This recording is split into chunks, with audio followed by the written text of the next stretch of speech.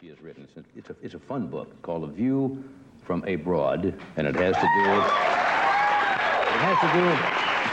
do with her tour of Europe and various other places around the country. And then I was looking on the flyleaf, and it says about what I was going to say, and I'm just simply going to read it. It says, Bette Midler is without a doubt an original, outrageous, bawdy, touching, innocent, one of the unique personalities of our time. She is all of that. She is a super talent. She is also in a film called Divine Madness, which has been called kind of a capsule version of her concerts. And of course, she was sensational in the roles, and I'm delighted she's here. Bette Midler.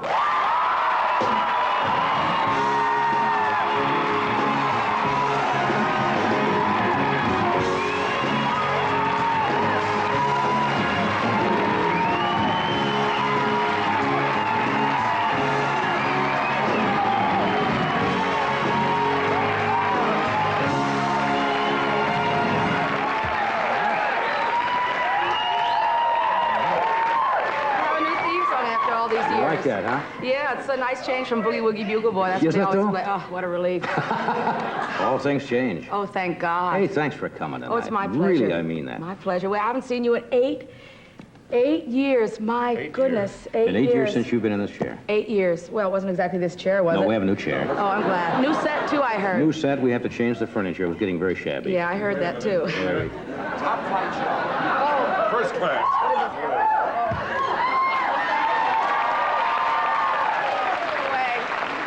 I'm larger than life. We'll also take you home in what they call a hoda, where you put them on the elephant and take you home in that. It's nice to be here again. You did something that didn't surprise me tonight. What was that? When you came out and you had these people were standing because they admire you, you got, I think, and I think I know you a little bit, you got rather embarrassed. I'm mortified. You get rather embarrassed. We spent some time sitting together about, what, two months ago? Yep. At a party, and we talked, we were just...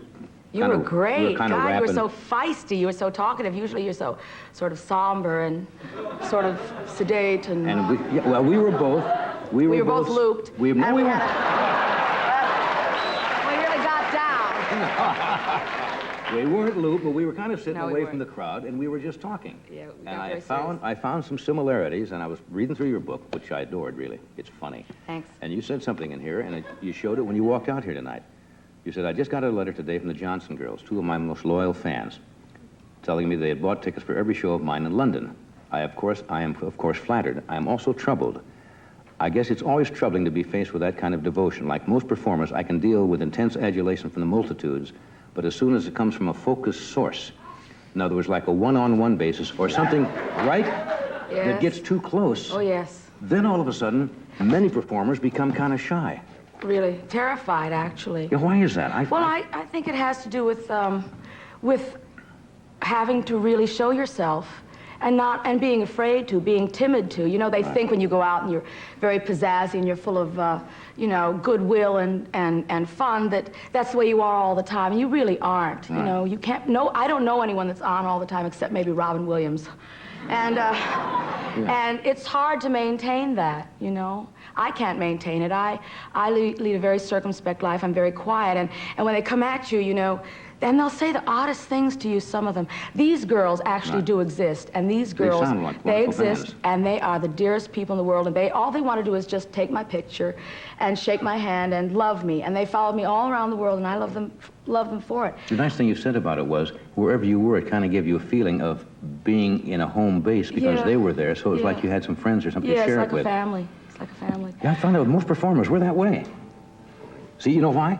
I said it one night on the show. When you're up in front of an audience, you're in control.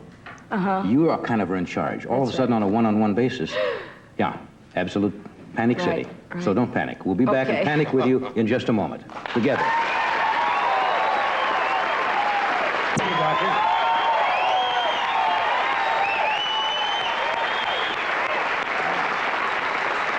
Well, here we are again. Here we are again. I was just noticing Tommy Newsom's wearing the same suit. But But Doc changed his image. You look Yeah. a lot better, dear. Yeah, he's Much better. he's really getting very, very clothes conscious now. He's elegant, quite elegant. Yeah. Well, he's so rich, my God, after all these years. Yeah. Have you changed much since I have changed. you changed I 8 am years? so embarrassed. I'm so embarrassed. I wish I had come out wearing my typewriter hat or some jokey thing. You know, I've gotten so sort of. You know, I'm really not the tacky broad that I once was, and it's sort of embarrassing, you know, because, you know, people remember you for your roots and that sort of thing, and tell you about your roots all the time.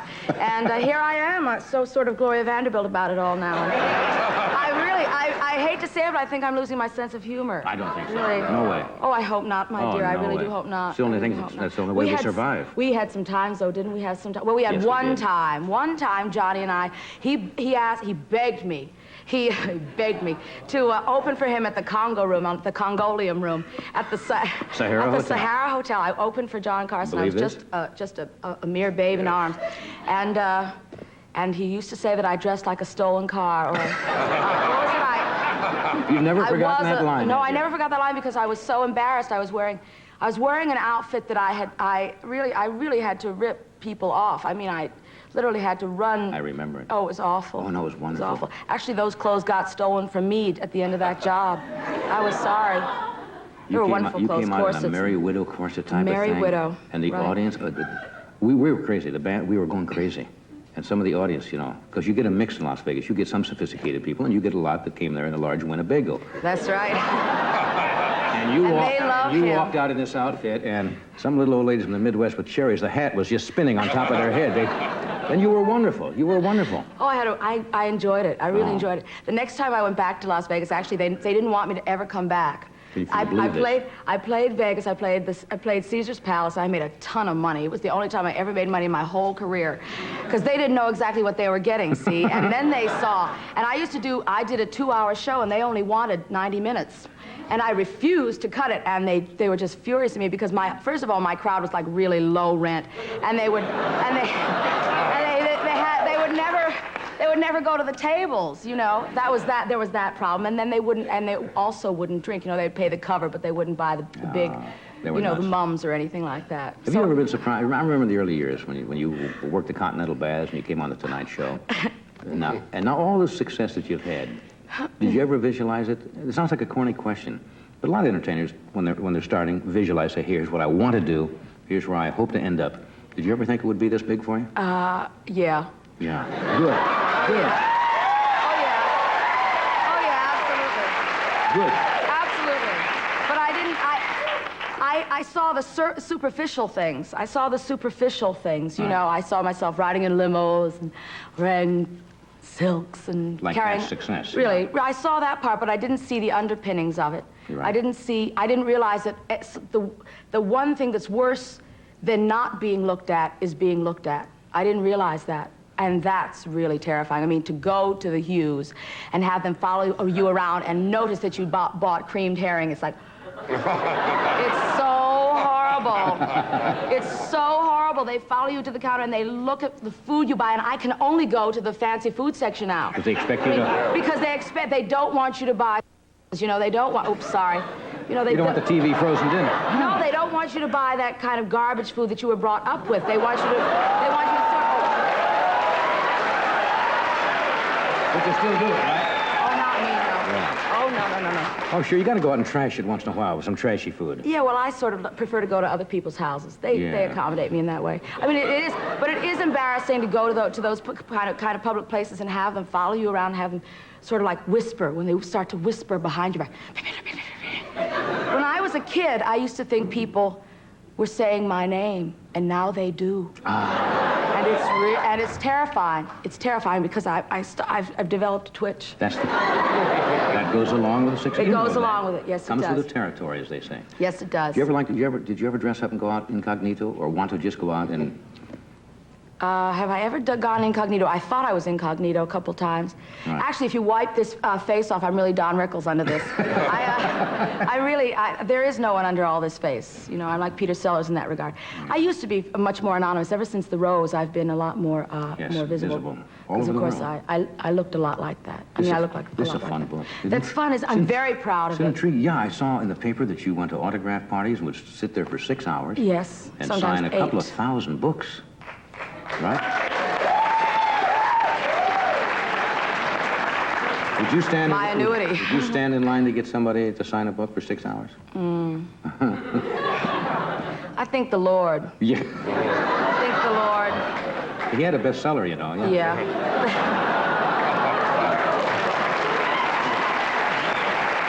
Yeah, but no, he never autographed it for He never anybody. autographed it, right? When you went, did you meet the royalty when you were in England? Oh, the Queen. Oh, You actually met? No, I never laid my 2 eyes on her. Actually, I stood outside the gate waiting for her carriage or her car. Nothing. Oh, but I love her. I love her to death. She is the whitest woman in the whole world. She is. There is no question that she's a Protestant. Somehow I cannot picture the Queen at one of your concerts. I don't know why. Oh, but she goes to everyone's but mine. I was so upset. Really? Oh, really? She went to Olivia Newton-John. She's seen Helen Reddy. I mean, she's, well, of course, they're sort of, they belong to her country. Yeah. I mean, they're sort of colonials and all What's that. the closest you got to, how about a couple of Royal- dukes? Or... No, a couple of gay boys on Santa Monica.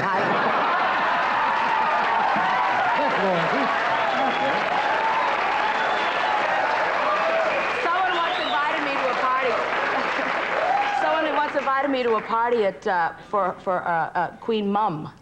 It was her 80th birthday. She wasn't going to be there, of course. Right. They were just having a celebration. Oh, they're so divine. I really do like them. I had my eye on Prince Charles for many, many years. Did you get to meet the Prince? No, not even a prince. No. Well, no, not even a prince. Really, too bad. I thought for a long time he was going to marry Princess Caroline, you know. Well, she just got split up, didn't she? she? Yes, isn't it sad? Isn't it sad? But I like the fact that there are people like that that you can actually read about. It's kind of a respite from all this gloom and doom that goes on in the world. So? Yeah, it's nice to see gorgeous people being perfectly stupid with their lives. You know, They're spending money and just making fools of themselves. It's such fun. Yeah. Do you have anything that could be referred to as a meaningful, I love this, meaningful relationship in your life now? Oh, no. I don't know what that means. No, exactly, no. And if I did, I wouldn't tell you. You wouldn't? No. Why not? No, because I never like to talk about that stuff. I don't because either. then they get then your partner gets like nervous, you know, and they you feel have a like partner, then? Well, yeah, I have 1 or 2. I try to keep in contact with, yeah. That's right, you're an equal opportunity employer. Well, men, what can I say? They're really not good for much, but they're good for 1 or 2 things. Did you? Know? Well, they can change a tire, you know. I like them, I saw a show on television the other night called The Women's Room. Did you see that? No, I missed it. The show called The Women's Room, and they made every man in the place look like the most vicious, puerile, snotty stormtrooper. I mean... Oh, I know quite a few men like that. I bet it's pretty accurate. All men are not like that. Some men are noble. Some men are noble. Some men are honest and noble and have a lot to offer. But these days, it's kind of... they don't write about them, you know, and you don't hear about them in the news. So you get a constant inundation of one kind of information, and it's mostly negative, and you really wind up hating human beings. Yeah. I mean, I'm surprised that everyone isn't a complete misanthrope. I mean, in the world. Wouldn't you? I mean, you spend 2 weeks with the New York Times, and you would hate everyone, wouldn't you? Well, I mean, I had to give up reading the New York Times. I got so bummed out.